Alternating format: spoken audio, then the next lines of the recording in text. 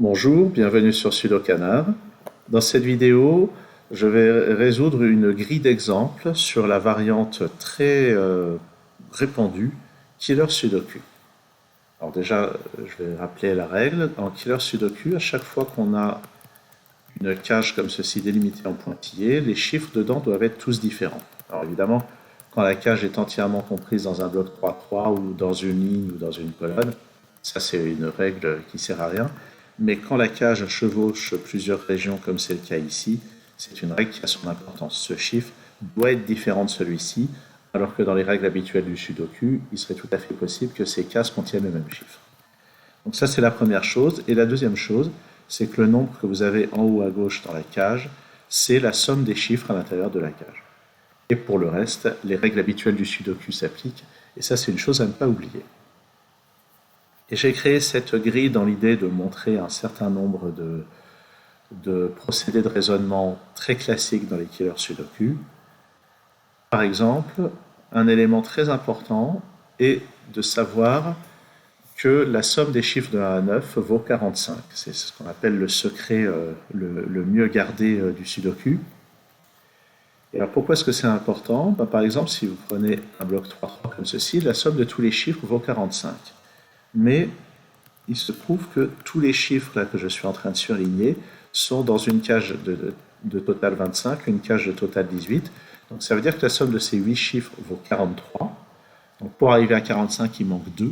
Ça signifie que le chiffre qui manque ici est un 2. Voilà le genre de raisonnement très classique qu'on peut faire en killer Sudoku. Alors là, je l'ai fait à l'intérieur d'un bloc, mais dans d'autres cas, ça peut être fait à l'intérieur d'une ligne ou à l'intérieur d'une colonne. Il y a un autre endroit où on peut appliquer ça, c'est ce bloc, puisqu'on a ici les 8 chiffres contenus dans ces deux cases qui font une somme totale de 21 plus 15, c'est-à-dire 36. Pour arriver à 45, il nous manque 9, donc ça c'est un 9. Voilà un début. Ensuite, c'est pas mal de voir les cages dans lesquelles il n'y a pas énormément de possibilités. Par exemple, 3 comme somme de deux chiffres, vous devez voir que la seule possibilité c'est 1 plus 2. Donc je vais le noter comme ceci. Alors ça ne veut pas dire 12, ça veut dire que le 1 et le 2 sont les seuls candidats dans ces cases-là. On peut avoir la même chose ici avec ce 4. La seule manière de réaliser 4 comme somme de deux chiffres, c'est 1 plus 3. On a quelque chose qui est à l'opposé ici. 17, c'est la plus grande somme qu'on puisse faire avec deux chiffres, c'est avec 8 et 9. De même, le 16, c'est pas la plus grande, mais c'est celle juste après, elle ne peut être réalisée qu'avec 7 et 9. Donc ça, c'est des points de repère qu'il est pas mal d'avoir, sinon c'est quelque chose qu'on peut certainement retrouver par soi-même. Alors ensuite, il y a d'autres sommes qui sont très restreintes. Par exemple, le 24, c'est la plus grande somme qu'on puisse faire avec trois chiffres. Ça peut valoir le coup souvent d'avoir des points de repère. Par exemple, la plus petite somme possible avec trois chiffres, c'est 1 plus 2 plus 3, c'est 6. Et la plus grande, c'est 7 plus 8 plus 9, c'est 24. Donc les deux chiffres qui dépassent ici sont un 7 et un 8. Mais on sait qu'on a un 8 là-dedans. Donc ça, c'est forcément le 7, et ça, c'est forcément le 8. On voit déjà quelques chiffres qui sont placés. Dans le même ordre d'idées, on peut voir que ce 10 comme somme de 4 chiffres, c'est beaucoup, et que ce 29 comme somme de 4 chiffres, c'est... Alors, pardon, j'ai dit c'est beaucoup pour le 10. Non, le 29 c'est beaucoup, et le 10 c'est pas beaucoup. Et on peut se poser la question, quelle est la somme minimale qu'on peut faire avec 4 chiffres? 1 plus 2 plus 3 plus 4, vous devez constater que ça fait 10. Donc puisque c'est la somme minimale, ça veut dire qu'ici ce sont vraiment les chiffres 1, 2, 3, 4. Et la bonne nouvelle, c'est qu'on a placé des chiffres ici.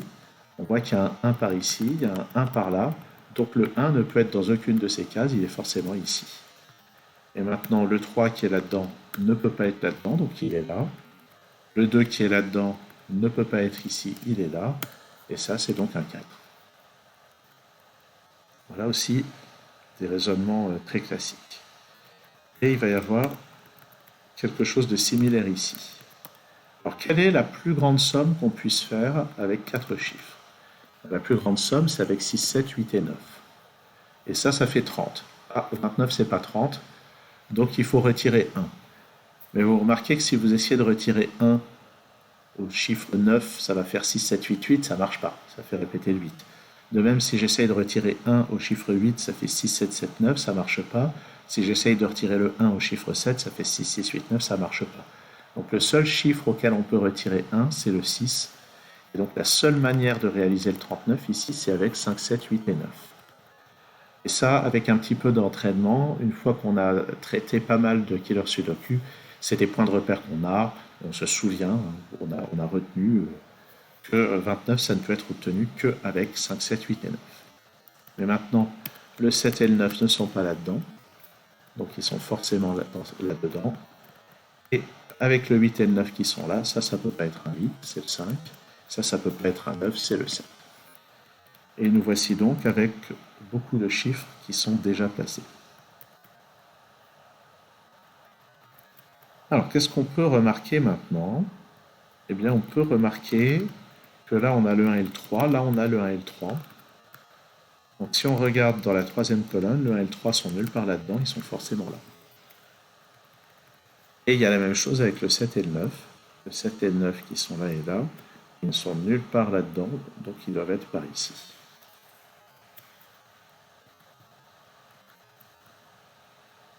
Alors, qu'est-ce qu'on va pouvoir faire ensuite? Et bien maintenant, on peut remarquer, je réfléchis avant d'essayer de parler, qu'est-ce qu'on peut remarquer?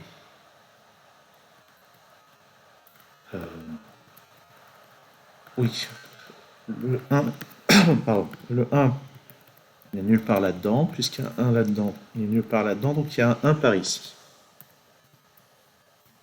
Et alors qu'est-ce qu'on remarque? Là, on a le 7 et le 9, donc ça fait déjà 16. La somme de ces trois chiffres doit valoir 9. Pour arriver à 25. Et parmi eux, il y a un 1.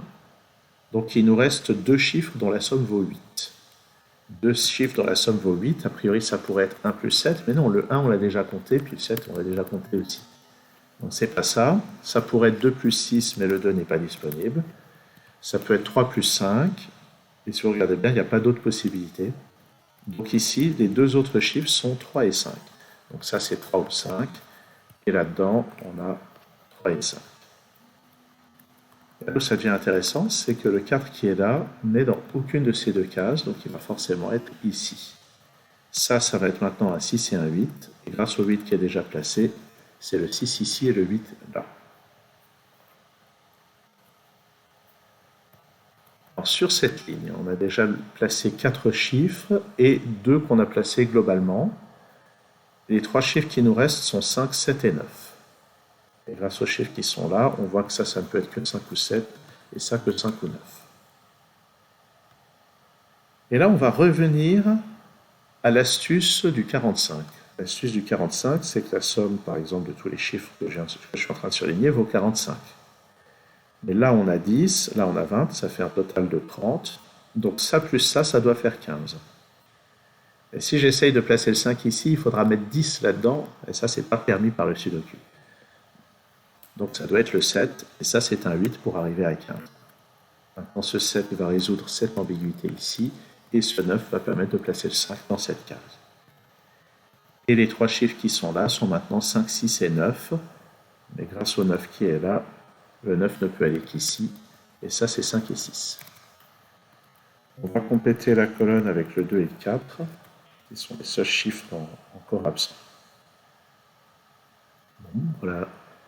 Donc, un petit peu de comment avancer dans ce problème. Tiens, je remarque que le 5 qui est ici ne peut pas être dans cette case. Et dans cette colonne, quels sont les chiffres qui manquent? C'est 1, 2 et 3. Donc, les chiffres qui sont là sont parmi 1, 2 et 3. Alors, est-ce que c'est vraiment utile? Ça reste à voir. Ici, j'avais parlé de la règle du 49, du 45, pardon, on va l'appliquer ici aussi. Ça, c'est 29, ça, c'est 9. Donc là-dedans, il y a 38. Pour arriver à 45, il manque 7. Donc ça plus ça doit valoir 7. Et on peut remarquer que, puisque le 5 n'est pas disponible, on ne peut pas faire 2 plus 5. Donc ça ne peut jamais être un 2. Si c'est un 1, ça c'est un 6. Et si c'est un 3, ça c'est un 4. Et si on remarque le 2 qui est là, on voit que dans ce bloc, le 2 ne peut aller qu'ici. Et les deux chiffres qui sont là, ben, c'est les deux chiffres qu'on n'aura pas placés là-dedans, 3 plus 4 ou 1 plus 6. Dans cette colonne, maintenant, on peut remarquer que le 2 est forcément ici, et ça permet d'obtenir ce 4 et ce 2.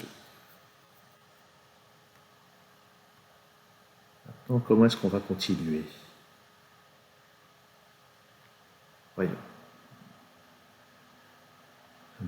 Alors, je remarque que 15, il n'y a pas tant de possibilités que ça pour le réaliser. Si on regarde bien, on avait dit tout à l'heure, pour 17, il y a une seule solution, 8 plus 9, pour 16, il n'y en a qu'une. 15, c'est juste en dessous. Cette fois, il va y avoir deux possibilités, ou bien 6 plus 9, ou bien 7 plus 8. Et ce qu'on remarque, c'est que le plus grand des deux chiffres n'est pas là. Donc à chaque fois, on a un chiffre qui est 9 ou 8, plus un chiffre qui vaut 7 ou 6. Donc ici, c'est forcément le plus petit de ces deux chiffres, et ici, le plus grand. Ce qui est intéressant ici, c'est que le 8 et le 9 sont localisés dans cette colonne. Une autre chose que j'aurais pu remarquer un peu plus tôt, c'est que le 9 dans ce bloc ne peut pas être là, donc il est forcément là, ce qui permet de lever l'ambiguïté entre ce 7 et ce 9. Et les trois chiffres ici sont 5, 6 et 7. Je peux éliminer le 7 de cette case. Maintenant, dans cette colonne, il me manque 5, 6 et 7. Et avec les chiffres qui sont là, on voit que le 7 est forcément ici, le 6 là et le 5 là. 7 plus 6, ça fait 13. Pour arriver à 15, il me faut encore un 2. Les deux chiffres ici, maintenant, vont être 4 et 8, mais j'ai un 8 ici, donc c'est 4 ici, 8 là. Le 6 qui est ici me permet de décider que ça, c'est un 4, et je rappelle que ça plus ça devait faire 7. Donc ça, c'est un 3, ça, c'est un 1. Et les deux chiffres ici sont 1 et 6.